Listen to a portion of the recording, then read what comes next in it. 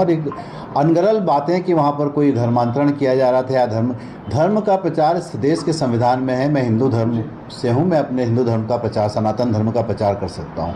हर आदमी को अपने धर्म मानने का अधिकार है, पर जिस तरीके का भगवा पहनकर भगवा का आतंक मचाया जा रहा है, इसका हमारा विरोध है कि वहाँ पर पुलिस प्रशासन क्या कर रहा था। इन लोगों पर कार्रवाई की जानी चाहिए। दोस्तों, जैसा कि आप लोग जानते होंगे कि छत्तीसगढ़ में आदिवासी लोग प्रभु यीशु मसीह के ऊपर बहुत ज़्यादा विश्वास करते हैं। उस बात के चलते वहाँ पर लोगों के ऊपर धर्मांतरण का आरोप लगाया जाता है। लेकिन आज के इस वीडियो में मैं आप लोगों के साथ में एक कांग्रेस के विधायक और साथ ही दोस्तों एक जो बीजेपी के विधायक हैं, उनका इन बातों के ऊपर क्या कहना है। उन्होंने एक डिबेट में इन बातों को रखा है। कांग्रेस के जो व्यक्ति हैं, विधायक हैं, उन्होंने बोला कि हमारे देश का संविधान हमें हक देता है इस बात का कि हम किसी भी धर्म का प्रचार कर सकते हैं, किसी भी धर्म को स्वीकार कर सकते हैं। लेकिन उन बातों के ऊपर बीजेपी के विधायक ने क्या बोला, आप लोग ज़रूर इस वीडियो में पूरा देखिएगा दोस्तों, क्योंकि आप लोग जानते हैं कि छत्तीसगढ़ के अंदर करते थे, वहाँ पर शादी ब्याह होता था, वहाँ पर भजन होता था। उसी को गांव वालों ने मिलकर अपने अपने पैसे से उसका मरम्मत करके उसे पक्का बनाया है, जो कि आदिवासी सामुदायिक प्रार्थना भवन के नाम से। भारतीय जनता पार्टी के प्रबल प्रताप सिंह और उनके साथी, जिसमें कोई भी रतनपुर या कोटा विधानसभा के क्षेत्र के लोग नहीं थे, सब बाहरी थे। वहाँ जाकर कोटा विधानसभा से शांति का टापू है, वहाँ हमारे आदिवासी भाई लोग रहते हैं। कभी कोई ऐसी घटना नहीं हुई, पर वहाँ पर अशांति फैलाने का काम ये लोग कर रहे हैं। और एक अनगरल बातें कि वहाँ पर कोई धर्मांतरण किया जा रहा था या धर्म का प्रचार इस देश के संविधान में है। मैं हिंदू धर्म से हूँ, मैं अपने हिंदू धर्म का प्रचार, सनातन धर्म का प्रचार कर सकता हूँ। हर आदमी को अपने धर्म मानने का अधिकार है, पर जिस तरीके का भगवा पहनकर भगवा का आतंक मचाया जा रहा है, इसका हमारा विरोध है कि वहाँ पर पुलिस प्रशासन क्या कर रहा था। इन लोगों पर कार्रवाई की जानी चाहिए। स्पष्ट तौर पर कह दूं कि बेलतरा और कोटा क्षेत्र में कांग्रेस के नेता और कांग्रेस के संरक्षण में ईसाई मिशनरी के द्वारा जो धर्मांतरण मतांतरण का कुचक्र चलाया जा रहा है और शासकीय भवनों को कब्जा करके चर्च परिवर्तित किया जा रहा है। मैं आपके माध्यम से बता देना चाहता हूं कि अगर जरूरत पड़ी तो बुलडोजर से, यानी योगी बाबा के मॉडल से भी जवाब मिलेगा उन्हें। कौम है, 12 को मारा कूटा 400 करोड़ हो गए। अब 400 करोड़ को मारोगे तो क्या बनेगा, तो देख लो तुम। ये क्रिश्चियन कौम माफ करने वाली कौम है, लेकिन डरने वाली कौम नहीं है। माफ करने वाले हैं, हम माफ कर देंगे जिसने मारा, लेकिन डरने वाले नहीं है। प्रीच सुनो, प्रीच करते रहे थे, करते हैं और करते रहेंगे। मिरेकल्स होते थे, हैं और करते रहेंगे। कुछ रुकेगा नहीं। आमीन। कैसे कह सकते हो कि बाइबल कहती जब पतरस को पकड़ लिया गया और पतरस को कहा कि तूने आज से यीशु मसीह के नाम के कारण बातें नहीं करनी, उसने कहा ये कैसे हो सकता है कि जो कुछ परमेश्वर मुझसे कहता है वो मैं ना कहूं और इंसान की बात को सुनूं।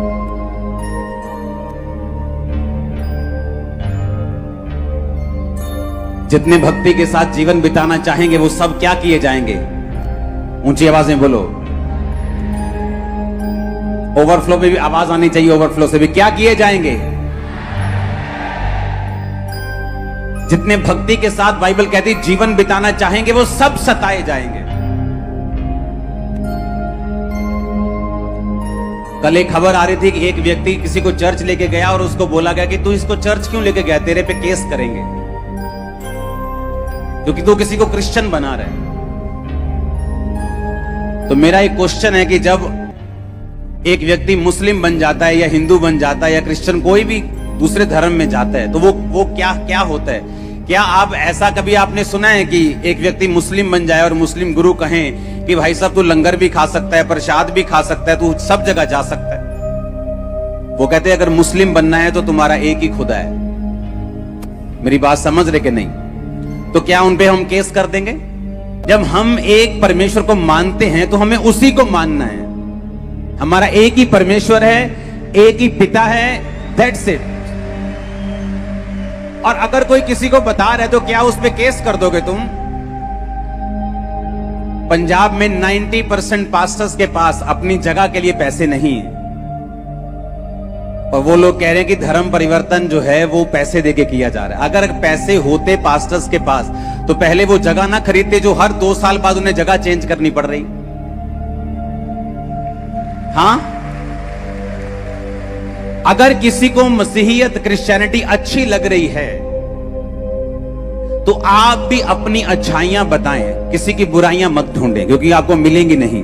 अगर कुर्बानियों की बात करें तो क्रिश्चियनिटी में जितनी वर्ल्ड में कुर्बानियां हुई हैं, किसी धर्म में नहीं हुई होंगी। लेकिन हमारा मकसद अपने धर्म को किसी के साथ कंपेयर करना नहीं, किसी को नीचा करना नहीं, किसी को टीस देना नहीं, बल्कि सबके लिए प्रार्थना करना और सबसे सब प्यार करना और सबको साथ लेके चलना है। आमीन। दोस्तों आज की इस वीडियो में इतना ही। आशा करता हूँ आप लोगों को जरूर ये वीडियो अच्छा लगा होगा। एक लाइक कीजिएगा, शेयर कीजिएगा। हमारे चैनल पे पहली बार पहुंचे हो जरूर चैनल को सब्सक्राइब करके जाइएगा। प्रभु आप सभी को बहुत आशीष दे। जय मसीह की।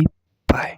चुका है मेरे भाई बहनों, नॉर्मल सी बात है, जो लोग नहीं जानते वो ऐसी ही बात करेंगे। हमारे परमेश्वर ने हमें शिक्षा दी है कि हमें शांत रहना है, किसी भी हालत में, किसी भी मुश्किलों में हमें अपना क्रोध जाहिर नहीं करना है, क्योंकि जब हम क्रोध कर देंगे तो हमारे साथ बहुत कुछ बुरा हो सकता है। परमेश्वर ने हमें शांति का परमेश्वर दिया है, क्योंकि हम लोग जब प्रार्थना सभाएं लगाते हैं, जब प्रार्थनाओं में जाते हैं, वहां पे हमें गुप्तों में जाके प्रार्थना करनी पड़ रही है। उसका मुख्य कारण क्या है, इस पे हमें गौर करना है। और क्यों ऐसा हो रहा है, क्योंकि हमारा परमेश्वर कोई ऐसा परमेश्वर नहीं है जिसे हम बोलने में शर्माएं।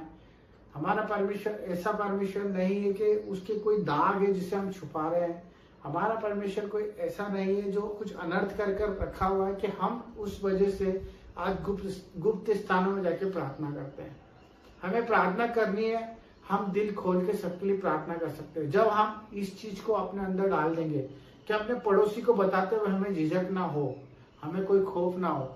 जब हम बंद कमरे में किसी चीज को करते हैं तो लोगों की शंका जाहिर होती है।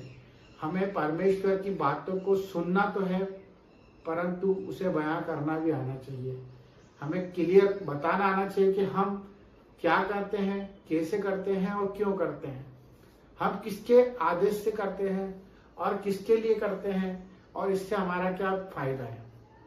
जो लोगों को ये लगता है कि जहां पर चर्च बन जाती है, जहां पर जो 4 लोग प्रार्थना करने लग जाते हैं, वहां पर धर्म परिवर्तन होना शुरू हो जाता है। इन्हें इस चीज का खौफ इसलिए क्योंकि ये लोग खुद अभी तक अपने आप को क्लियर नहीं कर पा रहे कि ये लोग हैं क्या। क्योंकि जो धर्मांतरण की बात करते हैं ये इन्हीं के बीच में से है। मैं आपको आज मैं बताता हूँ इसका मुख्य जड़ क्या होता है कि जब हम चर्चेस में प्रार्थना करते हैं, वो अधकच्चे ज्ञान लेके हमारे पास से चले जाते हैं। और जो लोग परमेश्वर को नहीं जानते वो जाके बाहर ये बता देते हैं कि हमें ये बोला गया कि हमें मूर्ति पूजा नहीं करनी है, हमें किसी के आगे दंडवत नहीं करना है, हमें इससे बात नहीं करनी है, हमें बुराई में नहीं जाना है। तो ये सब चीजों के उल्टा ही अर्थ लेकर वो लोग चले जाते हैं। तो मेरे भाई बहनों, मैं आपसे रिक्वेस्ट करूंगा कि इस समय में जो भी फादर हैं, चर्च है, पासवान हैं, जो लोग चर्चें चला रहे हैं, उन्हें बेखौफ चर्च चलाने का अधिकार है।